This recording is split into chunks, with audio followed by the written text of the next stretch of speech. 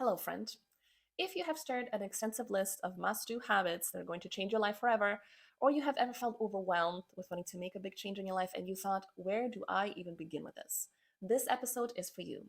Now, while we are always looking to improve our lives in big and small ways, we do have to face the reality that we only have so much time and energy available to ourselves to actually make these changes. And when things seem really big and overwhelming, we get stuck and we don't know which way to go, and we wind up doing not a whole heck of a lot. So, in order to avoid that, in this episode, I'm going to talk about 3 proven strategies that you can take to actually find some direction and get you started on something and decrease that overwhelm that you're currently feeling.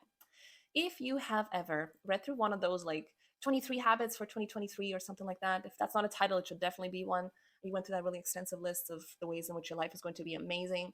You probably had 3 different thoughts. The first one was that there's probably some super easy stuff on that list that you're like, is this even worth doing? And mentally, you were like, we're going to cross that off. We're not going to do this one. And then there's stuff that seemed actually super beneficial. You're like, no, I can totally see how just doing this is going to make a big difference. And you're like, this makes sense to me. And then there was stuff on there that was kind of difficult, seemed super exciting, but you're like, I don't know who even knows how to do this.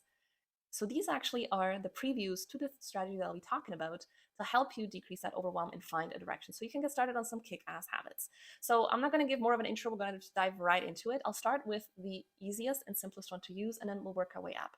In this episode, I'll talk about what those 3 strategies are. I'll tell you why each of these have a place and why you should consider using them, and a couple of examples just so you kind of wrap your brain around what that actually looks like. Let's dive right into strategy number 1, which is low-hanging fruits. As the name implies, these are like the freebies, things you don't have to work that hard for. And even though every bone in your body is going to be like, I don't want to do this, it seems way too easy, there's no point, don't. There are very distinct benefits to doing low hanging fruits and keeping those around. First and foremost, it is simple and easy. And even though this is not something that we think about when it comes to building habits, the easier it is for you to do, the quicker it's going to take. And we're looking for things that are going to take and stick. So that's the benefit number 1. The second one is that even though it doesn't feel like it, there actually is an immediate result or immediate benefit to you. It might not be a tangible one, but mentally you are getting in quick little wins. And that quick little win will keep you motivated to continue on, as it does take some time to see some tangible results. If we're just going on every day waiting for nothing that's not coming, it's going to be very discouraging. So any little win that you can kind of clock in, even if it's just like a mental little, damn, I did it, boom, that's going to keep you interested a lot longer. The third one is consistency. Obviously, we're going to have to keep doing this over and over, and it's going to be a lot easier for you to do something that is manageable. On our best days, we are going to feel like rock stars, and we're going to feel like we can do everything. And maybe on that day you can, but you're not going to have that day every single day. There's going to be a lot more days where things are going to pile up and it's just not going to be a priority, or you're going to go through some kind of a change or whatever, and you just won't be able to do it to the way that you want to do it. Having some low hanging fruits that eventually actually become your baseline, the things that you're like, these are just the things I do now, I don't think about them very much, that still contribute toward the overall goal, is going to be super helpful. And the last thing is that it actually builds momentum. At first, it's going to take a little bit of effort, but being able to clock in some wins, being able to do it consistently, it's going to help you move towards the changes that you want to see. And you can build them, you can make things bigger, but in the beginning, you're going to need something to get you going. So even though it seems like sometimes these small things aren't worth it, they actually are a crucial part of building your foundation, should not be overlooked. So simple things that you probably were like, nah, doesn't seem like it that important. Things like making your bed. Some people really love it. They find that it's super helpful. Some people don't. But find something that resembles that. Whether it's like taking your vitamins, obviously you're not going to see a difference right away, but do it anyways.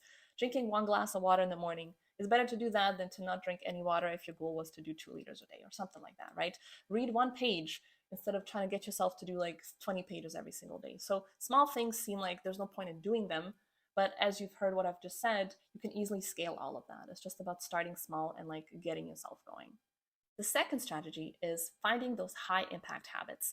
Now, these are like the most bang for your buck, and it follows the 80-20 principle, where 20% of your effort will yield you 80% of the results. Ideally, all the things you're doing should be yielding you results, but in reality, with the time constraints that we have and the energy constraints that we have, if you can pick just a few things to do regularly, that's going to move you along a lot further than trying to do 10 different things that are all supposed to provide some kind of a benefit that you don't have time to do on a regular basis. So the benefit obviously here is that you're getting results, but you're also getting the most bang for your buck in terms of energy and effort. And I was recently watching this video online. It was this guy named Chris Cohn. I didn't look into him enough to know what he actually does. That's not the point. The point was He has a 5 hour morning routine. And given that morning routines are all the rage nowadays, everyone's trying to figure out the best combination of things that they should be doing in what order to be optimized. This guy has 5 hours worth of things he does every single morning. And I went through it. It was like cardio for 40 minutes. And then while he's doing cardio, he also meditates and reads and reflects. And I don't know what else he does. And then there's like 2 hours of weightlifting. And then there's an hour of like quality time with his wife where they work on their marriage. I don't know what that means exactly. 1 hour of breakfast with his family. And he's like, and that concludes my 5 hour morning routine. I get up at 4. I'm like, that's amazing.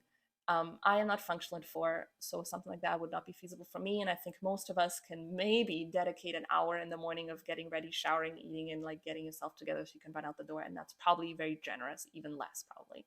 So if you only have, let's say, 20 minutes in the morning to actually like be awake between you having to leave your house and whatever, get ready, that's all you had on your time, what would you do with that? What is that high leverage thing you can do that'll help you? And that's, some of it is personal, you'll decide what that is, and some of it is just finding things that you know will actually help you move forward. So I know it can be hard actually finding high leverage items to do, so here is a short list that I've created for you that are extremely beneficial for having a quality day and increasing your well-being. Number one is moving your body in some kind of way. You don't have to be sprinting or doing anything crazy. A walk is fine, or even like stretching or something like that. It helps you with like your actual functionality of your body, increases your mood, less soreness. We need to move. We are spending too much time sitting down. Being outside, fresh air, touching grass, it's going to improve your mood. It's going to better sleep. Like we need to be outside and see some actual daylight. I know I'm a vampire and I need to work on that more. 10 minutes of distraction free time, whether that is not being without a phone, whether that is just like sitting in silence or meditating or even just reading a book, something where you're not distracted, you're fully paying attention to whatever it is that you're doing. This will help you with creativity, problem solving, helps you with focus, and this is something that nowadays we are very much not doing a good job at anywhere. Regularly connecting with people that you like. I know this one seems kind of strange, but we are social creatures and we have been more isolated than ever in the last few years. And you have to intentionally reach out to people, make time to see them, preferably face to face. It's going to make you feel better. We need that social connection. Small thing, big impact. Fruits, vegetables. Not that that's all you need to be doing, but I find generally we're just not eating enough of that kind of stuff. It energizes you a lot more than you think. Your body really likes it, and digestion is a lot better. And work on reducing your alcohol. I don't know about you, but I feel like a lot of people, as they're getting a little bit older, you start to notice the differences of what your body can and cannot do the way that it used to do. And I feel like drinking alcohol is one of those things where like you notice that that sleep isn't how it used to be. You're not bouncing back the next day. Your mood is off. Your body's not functioning well. If that is something that you're already doing perfect, that's something definitely that's going to create some very positive benefits in your life. Again, none of these things I mentioned are difficult. They just aren't things that you don't think about will actually get you some huge results, but they actually do. And we're going to hop into the last but most difficult one, that is strategy number 3, which is starting something that you are excited about. So as we talked about earlier, let's say you look through a list and you're like, this is kind of exciting and fun, but it seems a little bit more out of reach versus where you're currently at.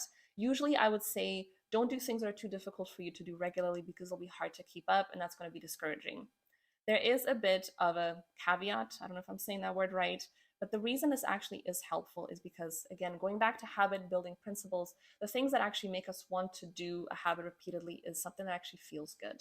And being excited about something is incredibly motivating. Whether that is, let's say you want to exercise, but you're like, well, I don't want to just go for a walk. I'm kind of interested in doing like long distance cycling. I always see people on the side of the road. Now it's summertime. I've seen a whole bunch of people riding their bikes. Like, it looks so cool. You're going to realize very quickly once you get on that bike, it's not just pedaling. There's a lot more involved and it's a lot more strenuous. But if you are excited about it, the important thing here is that you're going to want to figure it out. When you're doing something that's difficult, you don't care about, you're going to lose that motivation to actually go through with it. If you're excited about it, if it's something that you're like, this is so cool, the challenge will be that it's not going to go away, but you're going to want to stick with it because you're like, you'll see that, oh, I can get through it. You'll believe in yourself a little bit more, and you're actually going to enjoy the process of getting better at it. So usually my recommendation would be don't do it, but if it's something that's like really calling your name, I think you should go for it and you should try it. And if it becomes a little bit too, more than what you bit off, you can chew. If it becomes you bit off more than you can chew, you can always just dial it back and kind of like scale it back a little bit. So to give you just a couple of examples for that one, I kind of mentioned the fitness one. I found when it comes to fitness, we tend to gravitate towards things that seem very mainstream. So I'm going to hit the gym, and there's so many ways for you to stay active, to enjoy the actual activity. And sometimes that actually means that you're going to have to learn something new. So if there's something that's calling your name and you're like, oh my God, this seems so, I always wanted to do this, go for it. You're going to suck in the beginning, and that's fine. But if you're excited, you're going to be invested and you're going to want to figure it out. Even things like cooking. Like, I'm not the greatest cook, but I would like to learn. Well, should I start with the most complex thing? Probably not. But if something is calling my name, like, I kind of want to attempt this, I'm probably going to be more motivated to keep retrying that same thing if I actually kind of enjoy the process of doing it. So if something is exciting to you, go for it and see where you go with it. So this summarizes my podcast for today. To quickly go over, our first strategy was low-hanging fruits. That's easy stuff that seems like it's not going to do much for you. Super beneficial in getting traction and getting you moving and just getting those quick little wins in that'll keep you mentally in the game.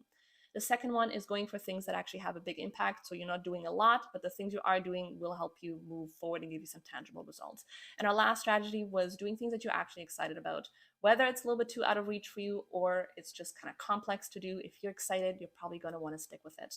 And I'm sure you have probably put these things together already, but you can actually pile all of these together. If you're wanting to do something that's fun and exciting, maybe pick a couple of small things to kind of sprinkle in the middle to keep you in it so that you're not like overwhelmed with constantly kind of sucking in the beginning. So, and this concludes my episode for today. If you found yourself overwhelmed with making some kind of changes, see how these three strategies can be helpful in you finding a little bit more direction. As I said, you can combine some of these, all of these, and see what you get. It's really more just about playing around with it and seeing the best way to get started on things. Once you're moving, you can easily adjust things. So thanks for tuning in. Have a good day.